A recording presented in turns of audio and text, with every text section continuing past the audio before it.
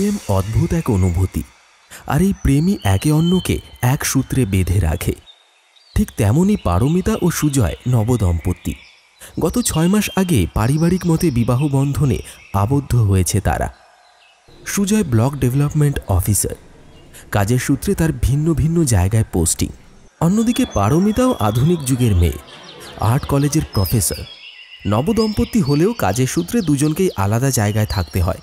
কর্মরত হওয়ায় তাদের নববিবাহিত জীবনে প্রেম করবার সময়টা নিতান্তই কম। তাই কাজের হাজারো ব্যস্ততার মাঝেও তারা চেষ্টা করে একে অন্যকে সময় দেবার জন্য। ঠিক তেমনই আজও দুজন বেরিয়েছে নিজেদের মধ্যে একটু নিজেদের মতো করে সময় কাটাতে। উফ পারমিতা, এই মুহূর্তটা যে কি ভালো লাগছে তোমাকে বলে বোঝাতে পারবো না। হ্যাঁ মশাই, সে আর বলতে। তোমার এই ভালোবাসার চক্করে পড়ে আমার পা যে এবার খুলেই যাবে। এই নিয়ে কবার আমরা পুরো পার্কটা চক্কর কাটলাম বলতে পারবে? প্রফেসর ম্যাডাম, আপনার জন্য আমি ফুল ওয়ার্ল্ড চক্কর কাটতে রাজি আছি, বুঝেছেন? হ্যাঁ, সে আর বলতে। জেনে শুনেই তো বিষ পান করেছি আমি। ফুল ওয়ার্ল্ডই তো চক্কর কাটছেন আপনি, আর এদিকে আমি প্রেম বিরহে একা একা কাটাচ্ছি। কিন্তু আপনার তো আর ট্রান্সফারই হচ্ছে না। তা ঠিকই বলেছো, তবে দেখো এবার ঠিক ট্রান্সফারটা হয়েই যাবে। আর তারপর আমি কোথাও যাচ্ছি না। 24x7 hours at your service madam, বুঝেছেন? দেখাই যাক। এখন চলো কোথাও গিয়ে একটু বসি, আর ঘুরতে ভালো লাগছে না। ঠিক তখনই পারমিতার চোখে পড়ল তাদের সামনে কিছুটা দূরে থাকা একটা কাঠ গোলাপ ফুলের গাছের উপর। গাছটা সাদা ফুলে ভরে আছে এবং নিচে মাটিতে সাদা ফুল পড়ে ভর্তি হয়ে আছে। মনে হচ্ছে যেন স্বর্গ। কাঠগোলাপ গাছটি দেখে পারমিতার খুব ভালো লাগলো। সুজয় ফোনে কলে ব্যস্ত থাকার কারণে পারমিতা সুজয়কে কিছু না বলেই এগিয়ে চলল সেই ফুলগুলো দেখার জন্য। ঠিক তখনই সুজয় দেখল পারমিতা তার পাশে নেই। পারমিতা, পারমিতা, কোথায় গেলে? সুজয় একটু এদিক ওদিক তাকাতেই দেখতে পেল পারমিতা সেই গাছের তলায় দাঁড়িয়ে। সুজয় সেই দিকে এগিয়ে গেল। পারমিতা, পারমিতা, তুমি এখানে কি করছো? আমাকে কিছু না বলেই এখানে চলে এলে? পারমিতা সুজয়ের কোনো কথার উত্তর দিল না, যেন সুজয়ের কোনো কথাই সে শুনতেই পাচ্ছে না। শুধু এক দৃষ্টিতে ফুলগুলোর দিকে দেখে চলেছে। এমন সময় পারমিতা একটা ফ্যাঁস ফ্যাঁসে গলার শব্দ শুনতে পায়। তার কানের কাছে কেউ যেন বলছে, পারমিতা, পারমিতা, পারমিতা, পারমিতা। পারমিতার এইরূপ আচরণে সুজয় খানিকটা বিরক্ত হয়ে বলল, আরে এই পারমিতা। না মানে তুমি কিছু বলছো?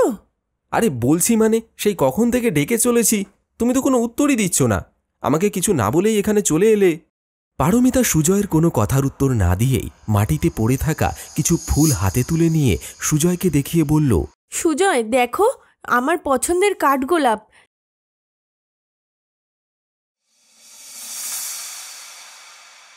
কি সুন্দর এখানে ছড়িয়ে আছে। শোনো না, এই গাছটার নিচে একটু বসবে? হ্যাঁ, না বসার কি আছে, এসো বসো। পারমিতা আর সুজয় সেই কাঠগোলাপ গাছটির নিচে গিয়ে বসল। সুজয়ের পাশে বসে পারমিতা। তার হাতে থাকা কাঠগোলাপের সুগন্ধ নিতেই এক অদ্ভুত সুগন্ধ পারমিতাকে বিভোর করে তোলে। এমন সময় আবার তার কানের কাছে কেউ বলে, পারমিতা, পারমিতা, আমি জানি তো তোমার কাঠগোলাপ খুব প্রিয়, আর তোমার মাঝেই আছে আমার প্রিয়া। এসো প্রিয়া, এসো আমার কাছে। পারমিতা পারমিতা প্রথমে ভেবেছিল এটা সুজয় হয়তো দুষ্টুমি করছে, কিন্তু সে সুজয়ের কণ্ঠস্বর চেনে। এই কণ্ঠস্বর সুজয়ের নয়, এটা অন্য কারোর কণ্ঠস্বর। ধীরে ধীরে আওয়াজটি আরো তীব্র হয়ে উঠল। পারমিতার সারা শরীর ভয়ে শিহরিত হয়ে উঠল। কপালে বিন্দু বিন্দু ঘাম জমেছে। পারমিতা চিৎকার করে বলে উঠল,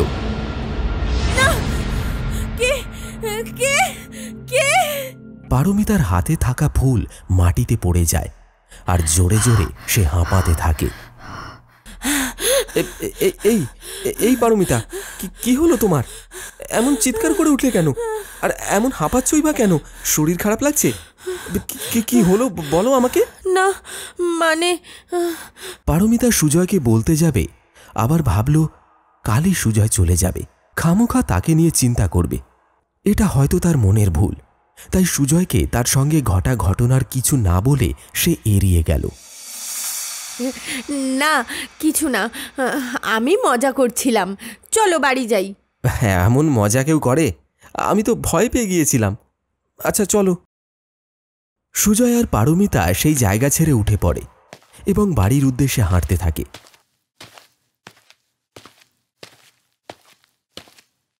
পারমিতা মুখে যতই হাসির ভান করুক না কেন, তার মনে একটা ভয় বা সন্দেহ থেকেই গেল। যাবার সময় সে আবারও একবার পিছন ফিরে সেই কাঠগোলাপ গাছটির দিকে দেখতেই পারমিতা দেখল ফুল গাছটি যেন নড়ে উঠল, আর আবার সেই শব্দটা কানে ভেসে এলো, পারমিতা, পারমিতা। আমি জানি তো তোমার কাঠগোলাপ খুব প্রিয়, আর তোমার মাঝেই আছে আমার প্রিয়া। এসো প্রিয়া, এসো আমার কাছে এসো।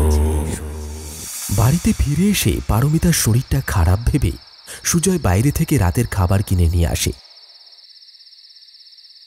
তারপর দেখে পারমিতা সোফায় বসে এক দৃষ্টিতে কিছু চিন্তা করে চলেছে। সুজয় খাবারটা টেবিলের উপর রেখে বলে, পারমিতা, চলো ডিনারটা সেরে ফেলি, কাল আবার তোমাকে ভোর ভোর বেরোতে হবে।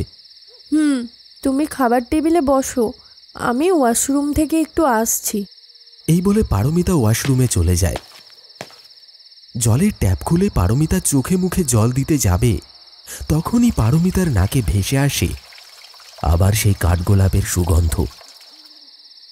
কাঠগোলাপ? কাঠগোলাপের গন্ধ এখানে? পারমিতা ওয়াশরুমের চারিদিকটা দেখে। না, কোথাও তো কাঠগোলাপ নেই। উফ, দেখছি পার্কের ঘটনাটা আমার মাথা থেকে নামছেই না। যত সব মনের ভুল। না, ভালো করে চোখে মুখে একটু জল দিই, কি সব যে হচ্ছে।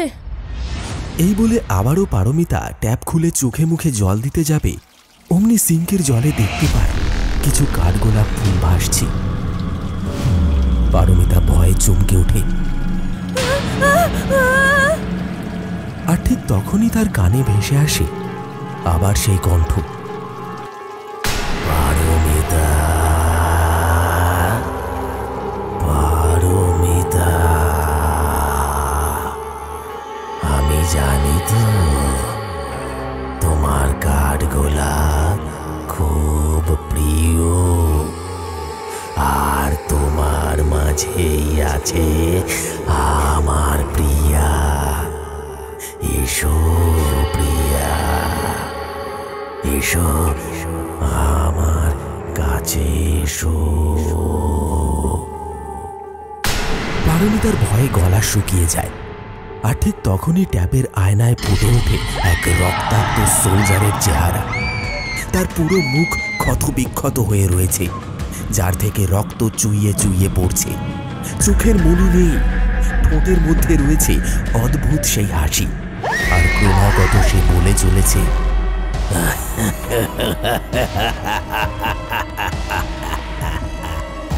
পারমিতা, আমি জানি তো কাঠগোলাপ তোমার খুব প্রিয়। পারমিতা, আমি জানি তো কাঠগোলাপ তোমার খুব প্রিয়।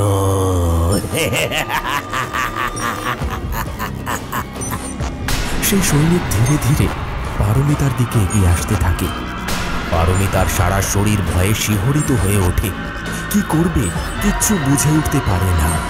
তার চোখে নেমে আসে অন্ধকার।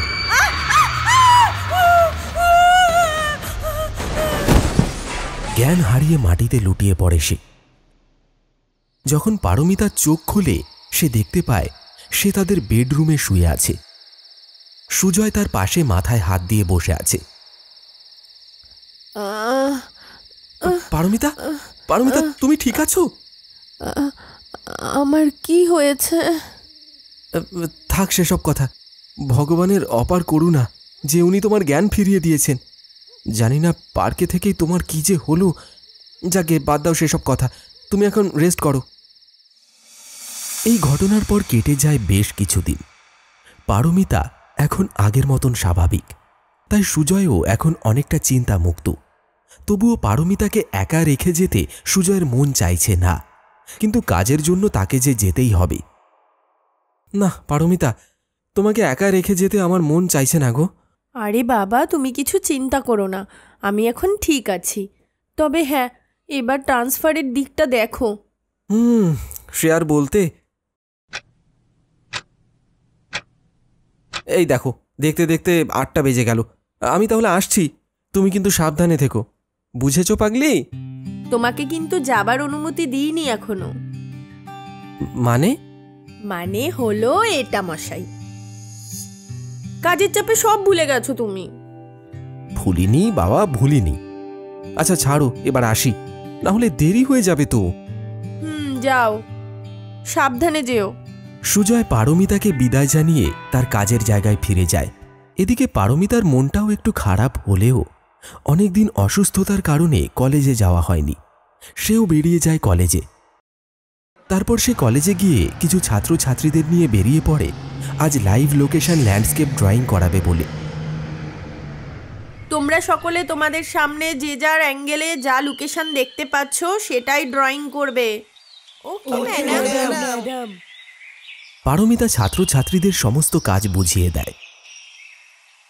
ছাত্রছাত্রীরাও যে যার মতো ড্রয়িং করতে ব্যস্ত হয়ে পড়ে।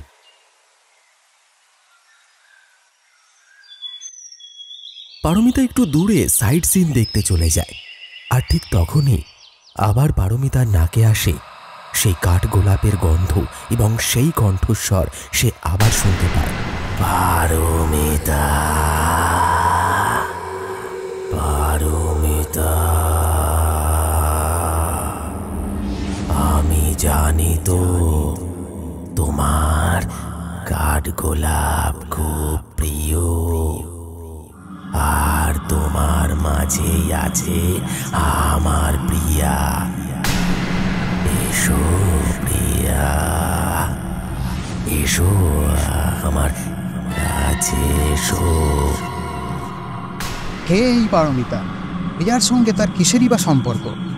কেই বা প্রিয়ার মধ্যে পারমিতাকে খুঁজছে? কি রয়েছে এই গল্পের আসল রহস্য? জানতে হলে অবশ্যই চোখ রাখুন এই গল্পের পরবর্তী অংশে।